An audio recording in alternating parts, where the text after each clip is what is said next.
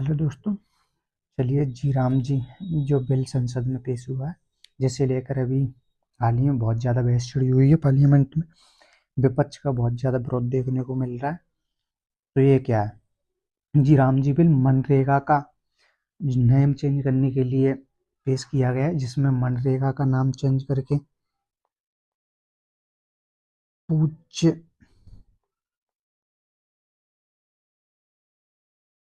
पूज्य बापू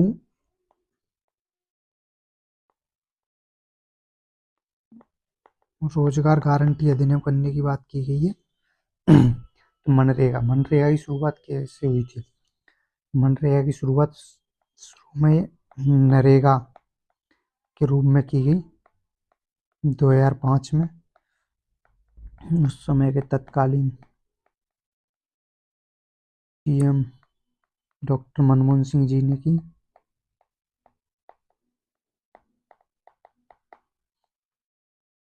यानी national rural employment guarantee act 2005 act बना था। फिर इसे 2006 में इसे लागू कर दिया गया। तो 2006 में से 200 जिलों में लागू किया है।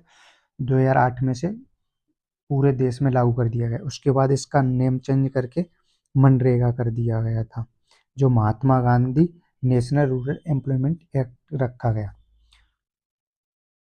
जब से ये देश भर में लागू है, उस समय 100 दिनों तक न्यूनतम मजदूरी का रोजगार देना था, जो ग्रामीण में अकुशल श्रम परिवार है उनके लिए। और इसमें 1/3 रोजगार महिलाओं के लिए सुरक्षित था।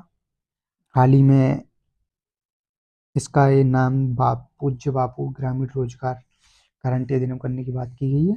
इसके लिए श्री राम जी बिल लाया गया, जिसमें अब 125 दिनों तक की बात की गई, जिसमें 10 से 40% वह राज्य सरकारों को करना होगा।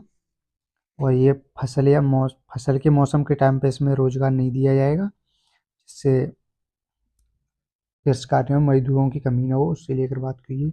पर लेकिन नहीं, मेरा मानना है जब इसमें चेंजिंग करना ही था तो इसके नेम चेंज करने की क्या जरूरत थी?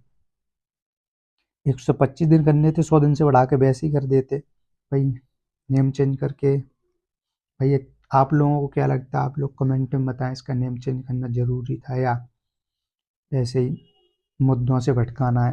भाई मुद्दों पे सबसे ज़्यादा टाइम बात होना चाहिए। शिक्षा है, कृषि हो गई, रोजगार, इन पे बात होनी चाहिए। इतने दिनों के संसद के सेशन में इन पर किसी ने कोई बात ही नहीं की। आज धन्यवाद आप लोग।